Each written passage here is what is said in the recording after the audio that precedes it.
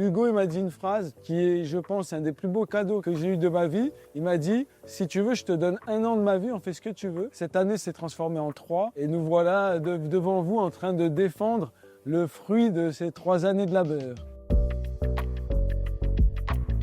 Mon très cher Raphaël, peux-tu nous raconter notre rencontre? Alors, notre rencontre, elle s'est faite sur un tournage d'un film qui s'appelle Chien de la casse et où Hugo était venu dans le but professionnel avec pour mission d'en réaliser le making-of. Mission accomplie. Mission accomplie avec brio. Et au cours de cette fabrication-là, de ce making-of, eh ben, on a sympathisé, on s'est retrouvés à ping-ponger avec les horreurs que chacun méritait. Ouais, des belles passes de balles en effet. Qui as-tu envie de croiser cette année au festival? J'aimerais bien rencontrer Bradley Cooper? Pitt. J'ai quelques questions à lui poser et puis c'est quelqu'un qui me paraît tout à fait sympathique. Ouais. Voilà, je le sais aficionados de bonne musique. Je pense que c'est un bon vivant. Je pense que s'envoyer un petit spaghetti revisité avec Bradley, ça peut être tout à fait sympa si l'occasion se présente. C'est Bradley son prénom? C'est pas de vrai? Bah, je pense, ouais, Brad, c'est pas un... Non. Brad, c'est le Bah, diminutif tu vois, de je peux Bradley? lui poser la question par exemple. Déjà, ça ferait une belle, Ça belle fait une accroche. belle entrée en matière.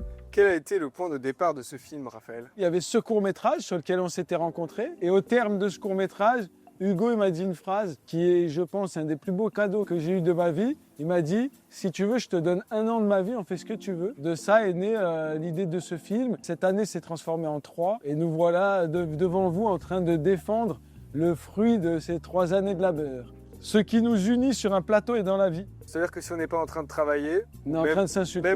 même pour un coup de téléphone, quand bien même fût-il professionnel, il y a toujours une amorce de 15 à 20 minutes d'horreur et de blagues et de gaudrioles en tout genre et de comédie, car c'est quelqu'un qui me fait beaucoup rire et avec qui j'ai plaisir à plaisanter.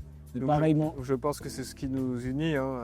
Pourquoi avoir choisi le Pérou comme destination? Il a les questions les plus faciles quand même. La vérité dans tout ça, c'est qu'on n'a pas choisi cette destination. Il y avait un billet d'avion en suspens, ça c'est une vérité, dont les aléas de la vie avaient fait qu'il n'était plus attribué. Est venue à mon esprit l'idée d'y convier ce cher énergumène qui est à ma droite. Et il a sauté sur l'occasion et il m'a dit mais viens, on gratte un petit truc et tout. Et donc on devait partir pour une raison et finalement on a outrepassé les obligations qu'on avait là-bas pour se consacrer à notre film. Quel est ton meilleur souvenir de tournage? Waouh, eh bien il y en a un paquet. Hein. Tu sais ce que je crois moi, c'est les fous rires sur la scène à En Place, en parallèle du tournage d'En Place de JP. Au début quand tu l'attends, c'est-à-dire que très vite... parce qu'il y a quand même une part d'improvisation, on improvise beaucoup dans ce film et je pense que ça se sent parce qu'il y a des rires qui sont des vrais rires et parfois, bon, plus qu'à chaque fois le but c'est de, en tout cas je parle pour moi mais je pense que le moteur de tout ça c'est qu'on a envie foncièrement de faire rire l'autre, caméra ou pas caméra et donc en général on commence avec ce qu'on a prévu de faire et on en vient toujours à pousser les curseurs jusqu'à ce qu'il y ait à peu près 45 minutes inexploitables qui ont in fine servi qu'à nous faire passer un très bon moment. Qu'est-ce que ce film t'a appris sur toi? Ça dure 3 ans de tournage, donc en 3 ans, C'était Bruno il y a 3 ans. on en apprend et on en prend des leçons et tout. La quête professionnelle est bien ailleurs et arriver à trouver l'harmonie requiert de se concentrer plus sur les relations interpersonnelles, amoureuses et amicales. Qu'as-tu découvert sur moi pendant le tournage? Une partie de ton anatomie pendant la séquence avec Gustave Carverne, notamment. Et plus sérieusement... L'une des plus belles. L'une des plus belles, si ce n'est la plus belle.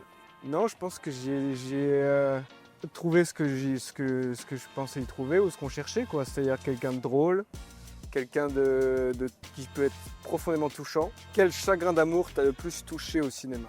C'est pas un chagrin d'amour, c'est une relation d'amour qui est dans un film chinois qui s'appelle Le Retour des Hirondelles, qui est une ode à la simplicité et qui se fait dans le dénuement le plus total et dans le silence. Et franchement, elle est extraordinaire. Comment tu as dit que ça s'appelait? Le Retour des Hirondelles. Retour des Hirondelles.